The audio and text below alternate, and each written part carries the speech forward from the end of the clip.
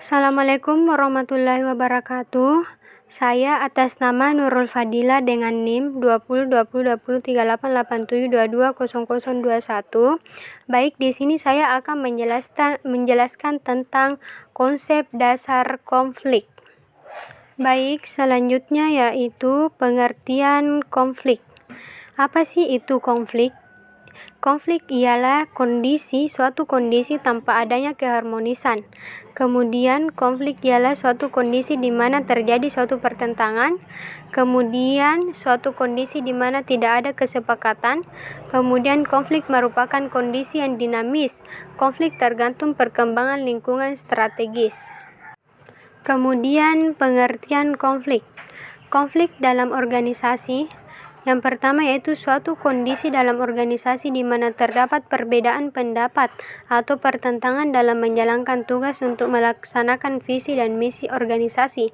Kemudian konflik merupakan hambatan dalam proses pelaksanaan tugas guna pencapaian tujuan.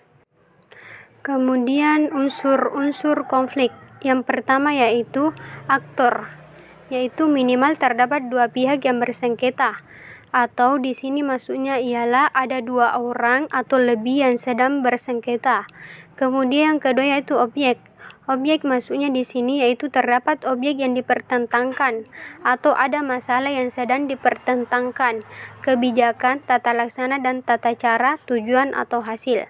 Kemudian yang ketiga yaitu situasi, yaitu aturan yang berlaku atau budaya kerja yang berlaku. Kemudian penyebab konflik. Yang pertama yang menyebabkan konflik yaitu adanya perbedaan kepentingan. Perbedaan kepentingan juga menjadi salah satu faktor penyebab terjadinya konflik di masyarakat.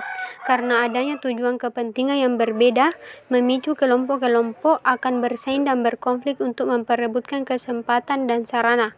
Kemudian yang kedua yaitu adanya perbedaan pengertian atau pemahaman, di mana maksudnya di sini terdapat dua orang yang memiliki pengertian atau pemahaman yang berbeda sehingga memicu suatu konflik. Kemudian yang ketiga yaitu adanya perbedaan cara pandang di antara dua orang atau lebih. Kemudian yang ketiga adanya ketidakjelasan suatu tujuan. Kemudian yang kelima yaitu adanya perbedaan peraturan yang dianut. Kemudian yang keenam yaitu adanya perubahan situasi baru. Kemudian selanjutnya ialah lokus konflik. Yang pertama yaitu lokus konflik yaitu antar individu. Kemudian yang kedua internal teamwork. Kemudian yang ketiga internal organisasi.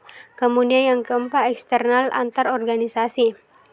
Catatannya ialah semakin luas lokus konflik, semakin kompleks permasalahannya dan semakin sulit mencari solusi. Kemudian selanjutnya ialah tingkatan konflik. Yang pertama yaitu tingkat kebijakan, yaitu adanya konflik kepentingan. Kemudian yang kedua tingkat manajemen, pelaksanaan kebijakan, yaitu adanya konflik strategi penggunaan sumber daya. Kemudian yang ketiga tingkat pelaksanaan program, yaitu adanya konflik prioritas alokasi sumber daya.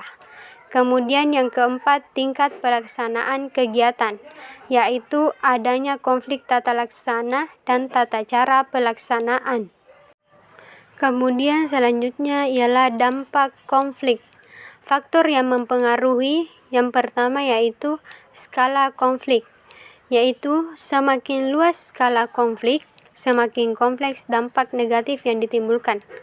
Kemudian yang kedua ialah lokus konflik, yaitu semakin luas lokus konflik, semakin banyak yang terlibat sehingga semakin banyak yang merasakan dampak negatifnya. Kemudian yang ketiga yaitu tingkatan konflik. Semakin tinggi tingkatan konfliknya, semakin sulit dan kompleks masalah yang ditimbulkan.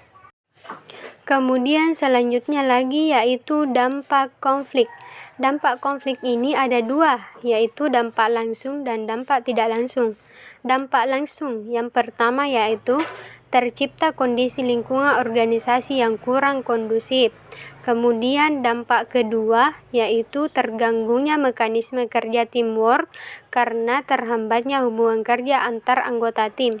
Kemudian dampak tidak langsung. Yang pertama yaitu terhambatnya proses pencapaian tujuan organisasi.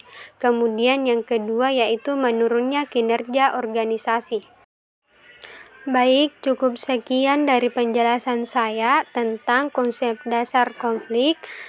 Apabila ada kesalahan, mohon dimaafkan. Assalamualaikum warahmatullahi wabarakatuh.